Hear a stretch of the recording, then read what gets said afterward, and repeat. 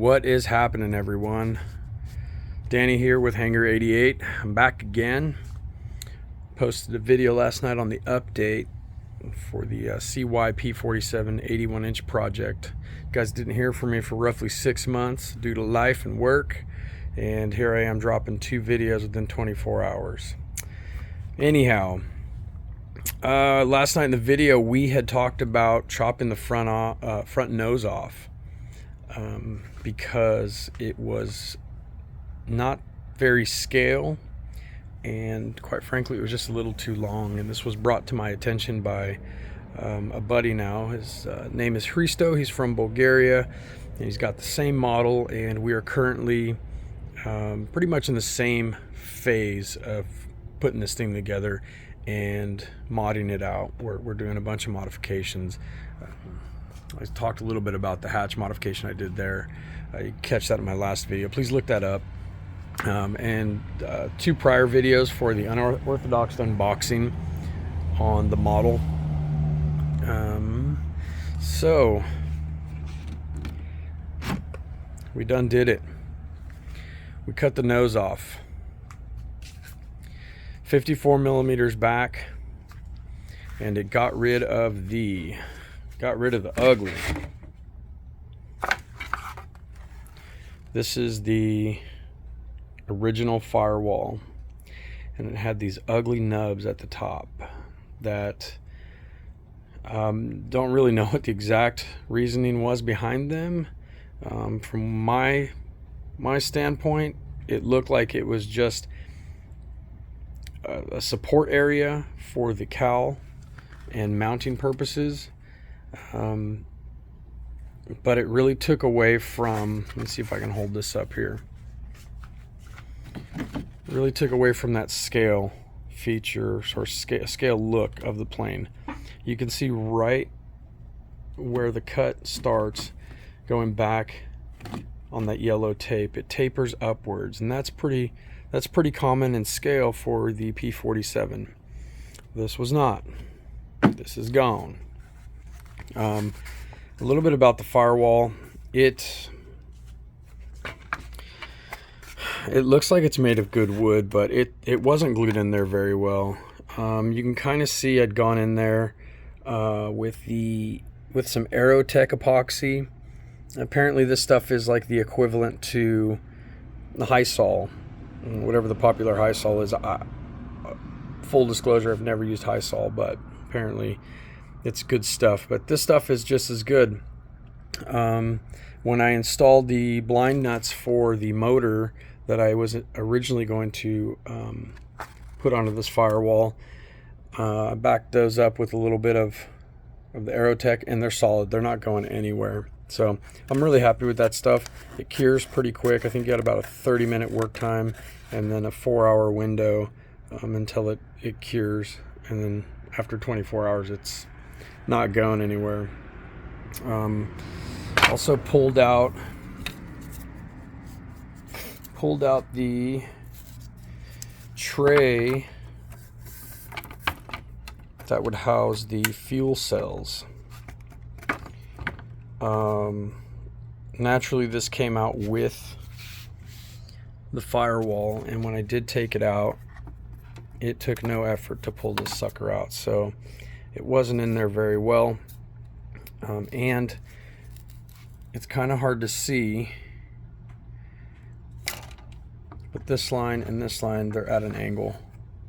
They're not perfectly horizontal across the firewall, so technically I had a little bit of lean to the left from this point of view. But anyhow, that's not a big deal.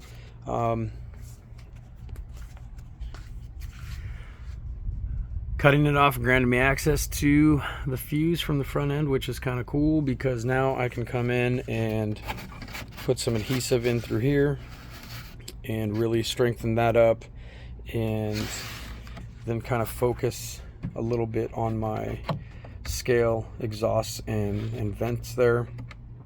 Kind of reinforce those from the back side, being able to get my hand down there now.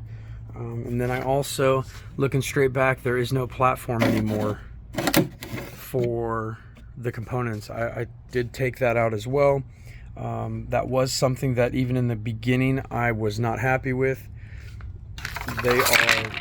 It's flimsy plywood, and there was a lot of flex to it. I mean, that just cracked right there.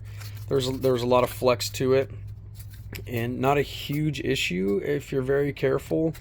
But I just wasn't satisfied with it, and I have some 16th inch ply that's considerably stronger than this, what looks to be maybe 2mm ply here. So anyways, I will redesign this and laser cut that and put that back in there.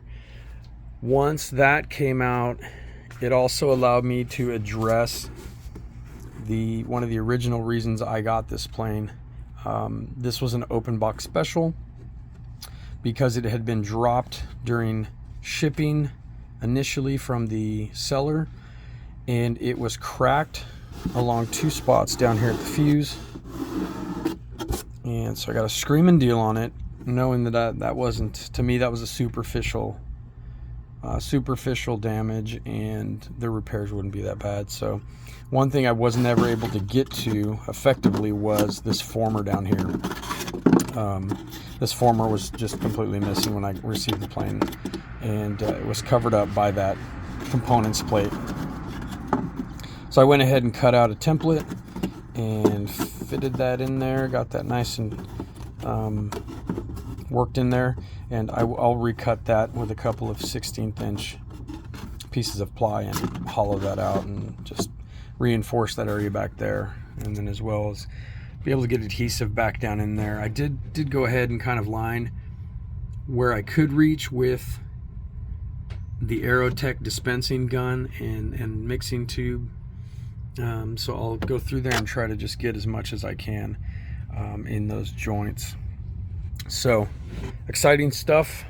We are in the process of getting this profile digitized. I know Hristo's working on it on his end, and I too just pulled some templates, and we'll work on digitizing them as well, and then start test fitting stuff. Okay, I'm pretty excited. I've got a desktop laser coming that will be that will fit this project just well for now, and be able to cut some of these other pieces. As I was filming this video earlier, the adult Santa Claus came by and did drop off the glass coat. So this will be the paint job for the P47 project. I am not disclosing the paint job or the livery yet, or livery, because it is, again, it's unorthodox. It's nothing crazy, but it definitely isn't a scale theme. But for somebody that doesn't know very well, they wouldn't think anything of it. So it's really cool. It caught my eye, and again, it's not a real theme that ever flew on a plane. But I will, as we get closer, I will start giving hints, and probably just wait until it's 100% ready to display the paint job and the markings. Still left, I'm still gonna do panel lines. Still have to get to that, but this project has gone and slowed way down. I was in a rush to get it ready by mid-October and up in the air, but again, life happens, and all these ideas that I've had and are having are going to be executed, so might as well do it right the first time. So anyhow, I hope you guys enjoyed the video. If there is any questions that you guys have about this, reach out to me. And if you guys like the videos, please hit the subscribe button and give me a like. I don't do this very often. I'm not a big YouTuber guy, but this is a model that doesn't have a lot of information out there just yet. So I'm hoping that it provides a little bit of insight to somebody who is curious about the model. Again, so if you guys like it, please subscribe, hit that like button, and we'll see you guys next time.